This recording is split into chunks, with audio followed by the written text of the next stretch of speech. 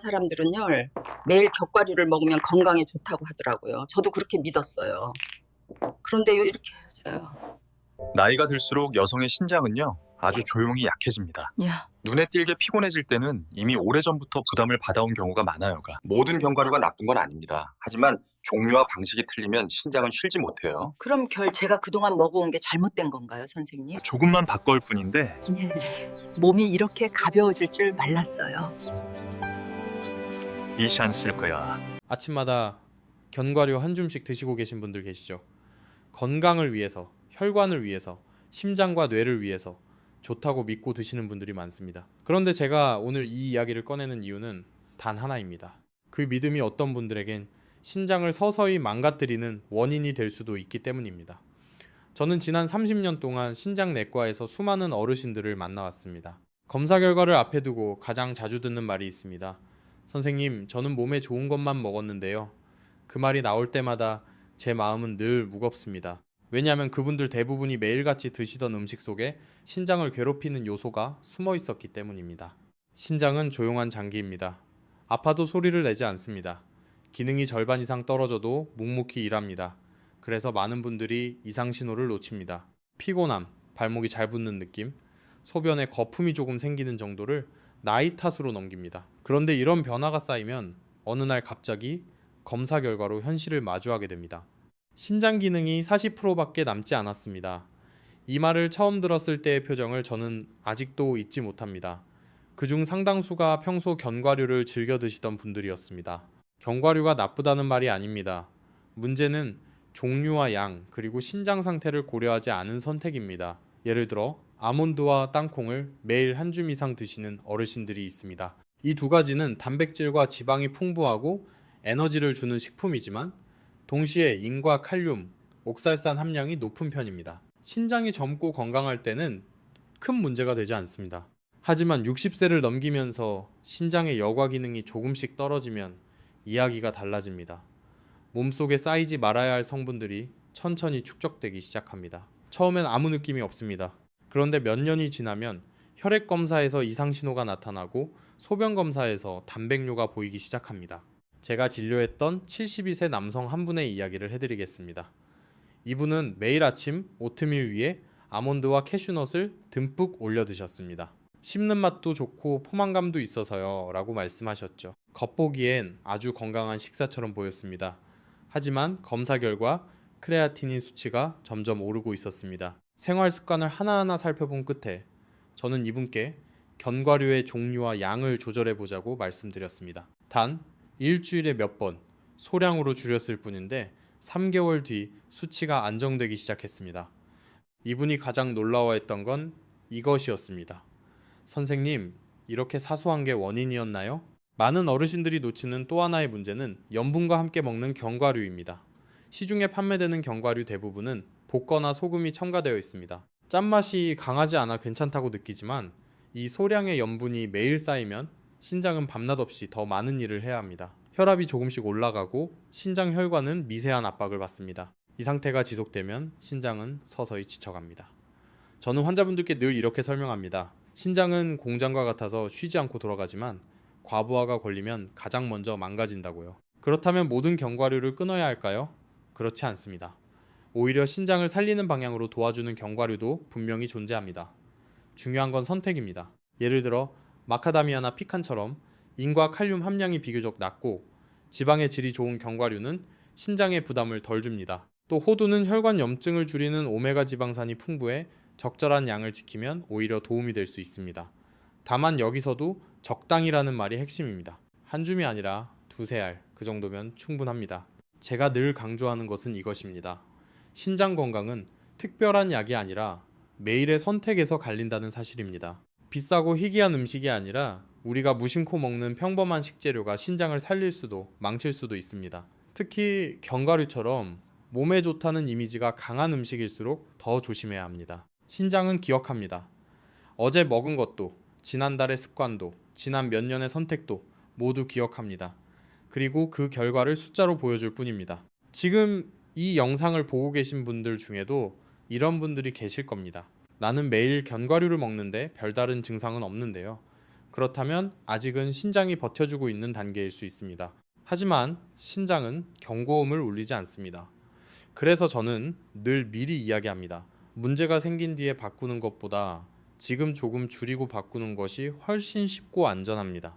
이제 다음 이야기에서는 많은 분들이 예상하지 못했던 신장을 가장 빠르게 혹사시키는 최악의 견과류들과 반대로 신장이 약해진 분들도 비교적 안심하고 선택할 수 있는 견과류를 하나씩 짚어드리겠습니다. 왜 어떤 견과류는 같은 양을 먹어도 부담이 크고 어떤 것은 그렇지 않은지 그 이유를 아주 쉽게 풀어서 설명해 드릴 겁니다. 지금까지의 이야기가 마음에 남았다면 다음 내용은 더 중요합니다. 앞에서 말씀드린 것처럼 문제는 견과류 그 자체가 아니라 어떤 견과류를 어떤 상태에서 어떻게 먹느냐입니다. 이제부터는 제가 진료실에서 가장 많이 마주했던 장면을 떠올리며 이야기를 이어가 보겠습니다. 검사 결과를 보며 고개를 떨구던 어르신들, 그리고 이건 정말 몰랐어요 라고 말씀하시던 그 목소리 말입니다. 먼저 신장을 가장 빠르게 지치게 만드는 견과류부터 짚어보겠습니다. 대표적인 것이 땅콩입니다. 많은 분들이 땅콩을 견과류라기보다는 간식처럼 생각합니다. 가격도 부담 없고 씹기 편하고 고소하죠. 하지만 땅콩은 실제로 콩류에 가깝고 인과 오메가, 육지방산 함량이 높습니다. 이 성분들은 과도할 경우 몸 안에 염증 반응을 키우고 신장이 노폐물을 걸러내는데 부담을 줍니다. 특히 혈압이 있거나 당뇨가 있는 어르신들에게 땅콩을 매일 드시는 습관은 신장을 쉬지 못하게 만드는 요인이 됩니다. 다음은 캐슈넛입니다. 부드럽고 달콤한 맛 때문에 많은 분들이 좋아하시죠. 하지만 캐슈넛은 생각보다 탄수화물과 칼륨 함량이 높습니다. 신장이 약해지기 시작한 상태에서는 혈중 칼륨 조절이 점점 어려워지는데 이때 캐슈넛을 자주 드시면 몸이 무거워지고 심하면 심장 박동이 불규칙해질 수도 있습니다. 문제는 이런 변화가 아주 서서히 나타난다는 점입니다. 그래서 대부분 원인을 캐슈넛에서 찾지 못합니다. 아몬드 역시 주의가 필요합니다. 아몬드는 건강 이미지가 강한 대표적인 견과류입니다. 하지만 옥살산 함량이 높아 신장 결석에 위험이 있는 분들에겐 부담이 될 수 있습니다. 특히 물 섭취가 적은 어르신이 아몬드를 매일 드신다면 신장은 밤에도 쉬지 못하고 일을 하게 됩니다. 제가 만났던 한 여성 어르신은 견과류는 물 안 마셔도 괜찮은 줄 알았다고 하셨습니다. 하지만 바로 그 점이 문제였습니다. 이제 반대로 신장이 약해진 분들도 비교적 안심하고 선택할 수 있는 견과류를 말씀드리겠습니다. 먼저 마카다미아입니다. 마카다미아는 인과 칼륨 함량이 낮고 지방의 질이 매우 좋습니다. 혈관 염증을 자극하지 않고 신장에 부담을 덜 주는 편입니다. 다만 이것도 양이 중요합니다. 하루에 한두 알이면 충분합니다. 한 봉지를 다 드시는 건 절대 아닙니다. 피칸도 좋은 선택이 될 수 있습니다. 피칸은 항산화 성분이 풍부하고 미네랄 구성이 비교적 부드럽습니다. 특히 가공되지 않은 생피칸을 선택하는 것이 중요합니다. 소금이나 설탕이 들어간 제품은 아무리 좋은 견과류라도 의미가 없습니다. 호두에 대해 궁금해하시는 분들도 많습니다. 호두는 오메가3 지방산이 풍부해 혈관 건강에 도움이 됩니다. 신장은 혈관 덩어리로 이루어진 장기이기 때문에 혈관 염증을 줄여주는 음식은 간접적으로 신장을 보호합니다.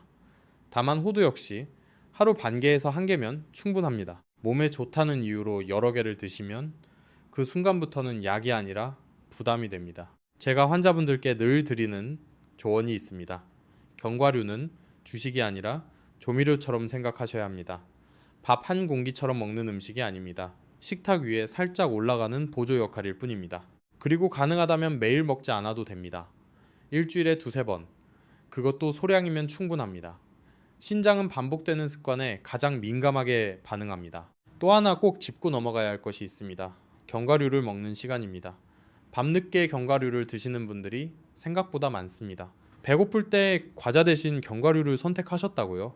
의도는 좋지만 밤에는 신장의 혈류가 줄어드는 시간입니다. 이때 지방과 미네랄이 많은 음식을 먹으면 신장은 밤새도록 정화 작업을 해야 합니다. 저는 가능하다면 견과류는 오전이나 점심시간에 드시라고 권합니다. 밤에는 신장을 쉬게 해주셔야 합니다. 지금까지 이야기를 들으시면서 이런 생각이 드실 수도 있습니다.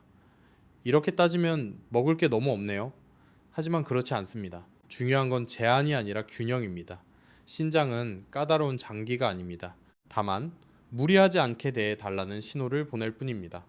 그 신호를 미리 알아차리는 사람이 오래 건강을 유지합니다. 저는 진료실에서 수없이 봐왔습니다. 생활 습관을 조금만 바꿔도 수치가 안정되고 몸이 가벼워지는 분들을요, 반대로 괜찮겠지 하며 넘기다가 뒤늦게 후회하시는 분들도 많이 보았습니다. 그 차이는 아주 작아 보이는 선택에서 시작됩니다. 오늘 먹는 한 줌의 견과류, 그 양과 종류 말입니다. 이 영상을 여기까지 보셨다면 이제는 아셨을 겁니다. 신장을 지키는 길은 특별한 비법이 아니라 매일의 작은 판단이라는 것을요. 오늘부터 견과류 봉지를 다시 한번 살펴보세요. 무엇이 들어있는지, 얼마나 먹고 있는지 말입니다. 그 작은 점검이 몇 년 뒤의 건강을 결정할 수 있습니다. 만약 오늘 이야기 중에서 이건 꼭 더 알고 싶다는 부분이 있었다면 댓글에 이를 남겨주세요. 더 자세히 이야기해 드리겠습니다. 그리고 이 정보가 도움이 되셨다면 주변의 소중한 분들과도 함께 나누시길 바랍니다. 저는 오늘도 그리고 앞으로도 여러분의 신장이 오래 버틸 수 있도록 곁에서 이야기하겠습니다.